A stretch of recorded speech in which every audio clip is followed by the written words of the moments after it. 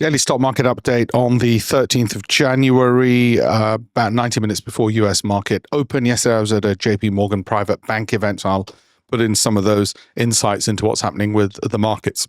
Essentially, the bottom line is the honeymoon is over. Markets are entering week 2, priced for competence, not hope. From here, results matter. Earnings matter. Guidance that comes out in the earnings reports matters, and credibility decides who keeps their gains and whether the stocks that you own will tank 20% or more.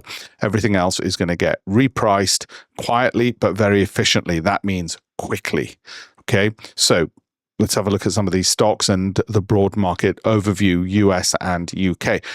Earnings week pressure is building today. We've got JP Morgan. They've come out with some good results. And we're going to look at some of those stocks in a moment as well. Market is fairly calm on the surface, but they're intolerant underneath. As I said, earnings and profitability matters. The JP Morgan event yesterday made very clear that they expect profit growth. Everybody on Wall Street is bullish. All the big analysts, all the big banks. That means any company not delivering profitability will lose shareholders who will go to somewhere where they can get more optimism and greater earnings growth. It's going to be that simple. It's going to be blood on the streets for the companies who can't deliver expectations or exceed expectations on earnings. So this is where all those narratives that those companies deliver and their board of directors do during earnings season get audited. Right? It's going to be very simple. So, FTSE 100, let's start off with the UK first. It opened slightly firmer, virtually near all-time highs. It's relying on banks, energy, and defensives. Now, banks should do well generally if the economy is doing well, which it is and is expected to.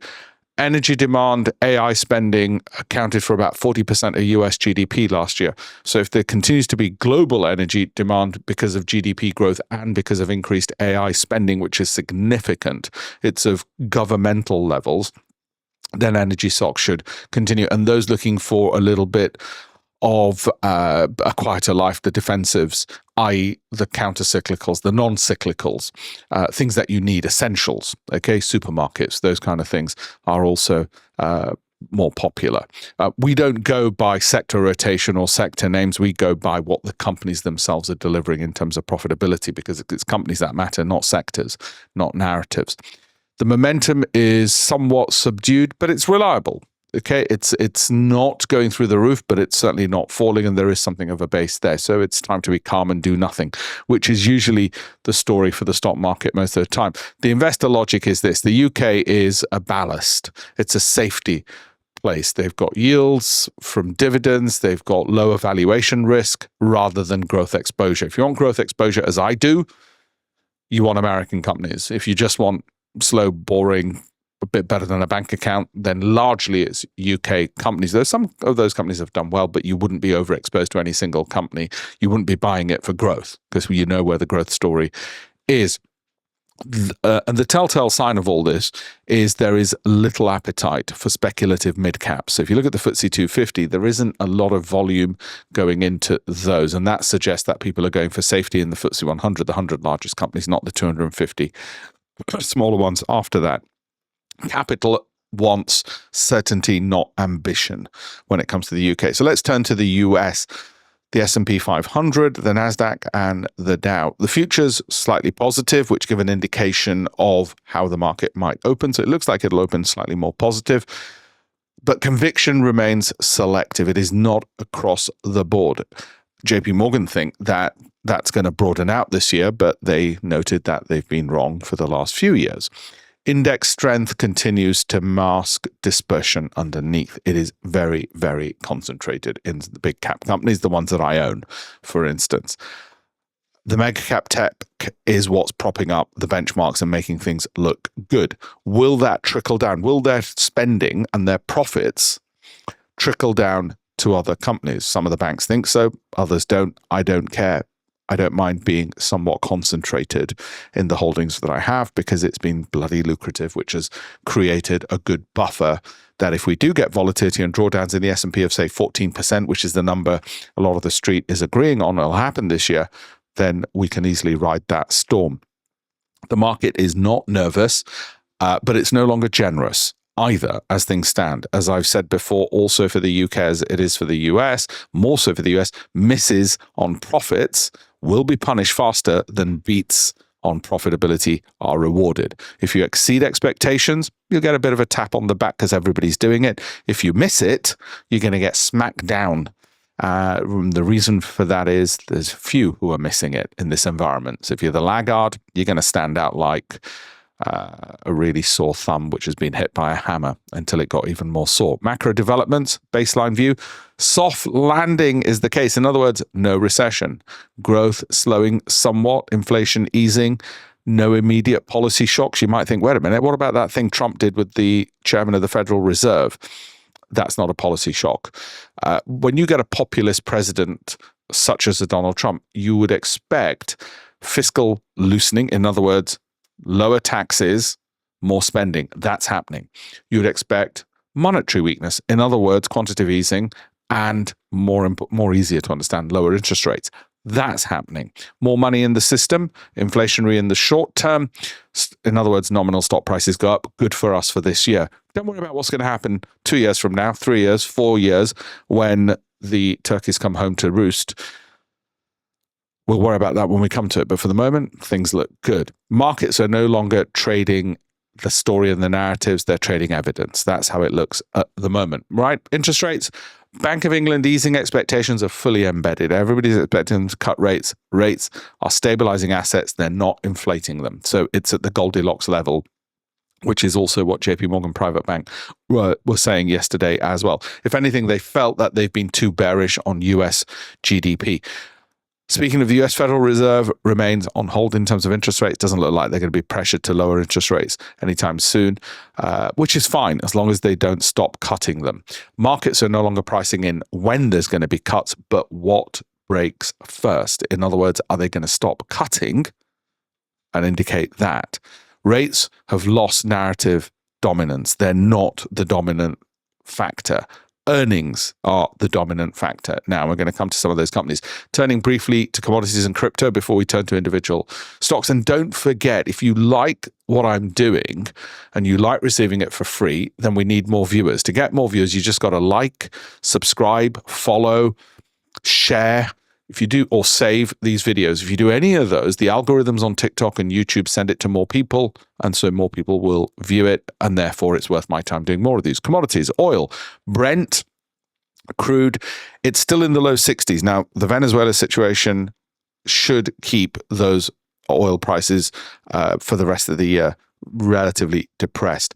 What about Iran and oil there? Well, too early to tell, but it doesn't look like we're going to get any spike in oil prices, which is good for the stock market. Gold, everybody on Wall Street belatedly now thinks it's going to continue higher. I'm going to go for that. I've got a gold expert who's an amateur telling me $10,000, maybe not this year, maybe next year. And I've got JP Morgan saying $5,300.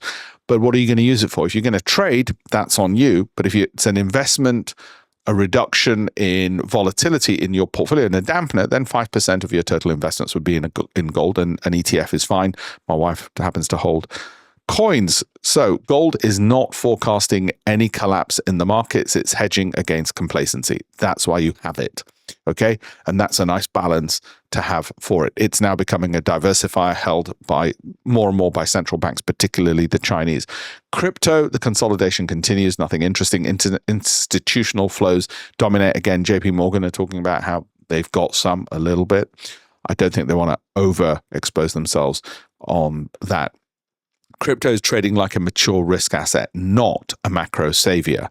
So it is not the place to go if you think there's going to be macro issues. Gold seems to be the place to go. Gold remains the preferred hedge in this cycle. Be absolutely clear on that, okay? Major stocks and sector themes. Let's look at US mega cap tech. Earnings season scrutiny is going to intensify. Valuations demand flawless execution. UK financials and energy still favored for cash flow, dividends, and low expectations. So that's fine. Defensives, healthcare, staples continue to attract steady inflows. That's your bottom line. Markets aren't scared. They're strict. There's a difference if you see any falls. Rates have stepped back on the narrative. Earnings now carry the burden of carrying the markets higher. Gold is steady because confidence is conditional.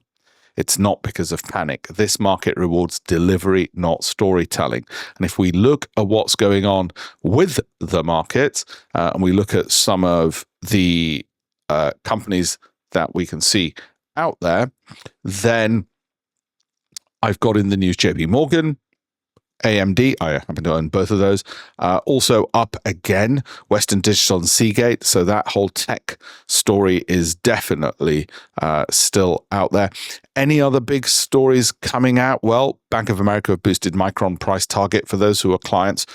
Remember, we'll go through all the major bank upgrades immediately, and we'll give you which ones fit our criteria of undervalued, high growth, and good, strong dividend yields. That whole approach of taking our approved list, value, growth, income, cash flow, and looking for rising MACDs delivered 58% last year on the approved list, and then the other model portfolios, depending on risk, reward, delivered variations of that with different risk appetites. Hedge funds apparently had their best year since 2009. The strategies which seemed to work the best were equity strategies. That's what we're into. And thematic macroeconomic funds, which just basically bet on particular themes. Neither here nor there. Don't really particularly care about that element of it, but it's good if they've had a good year because they'll have taken in a lot more capital, and that means more money going into the market. So it's looking positive, but wait for that 14% drawdown in the markets. JP Morgan tops estimates of profitability as trading revenue exceeds expectations. Okay, so revenues are up. For them, Micron I've already mentioned, AMD, fine. Intel's a bit too volatile for my liking. So I'm not so bothered about L3, Harris, Rocket Motor. Pentagon's going to put $1 billion in. This US government is buying from American companies and spending with American companies to push them higher. That is all good for the markets. Novo Nordisk CEO explains why the new GLP pill expands access to weight loss drugs. Has Novo bottomed out? My next webinar, I will cover that. If you've not gone through the webinars, have a look at alpeshpatel.com/latest shares. You will find there on that link, it's always the same link, alpeshpatel.com/latest shares. You'll either find the last webinar I did, invite to the next one, or a replay. Okay, so that's the one place you always need to look to get updates, and I'll book in the next one possibly for Wednesday as well. Like I said, please like these, because then more people will see these. Comment on these so more people see them. More people see them, I'll continue doing them so that I'm not talking to an empty room. And if you haven't already downloaded a free copy of my international best-selling book, Investing Unplugged, for free, go to campaignforamillion.com and you would find how to get it for free from there.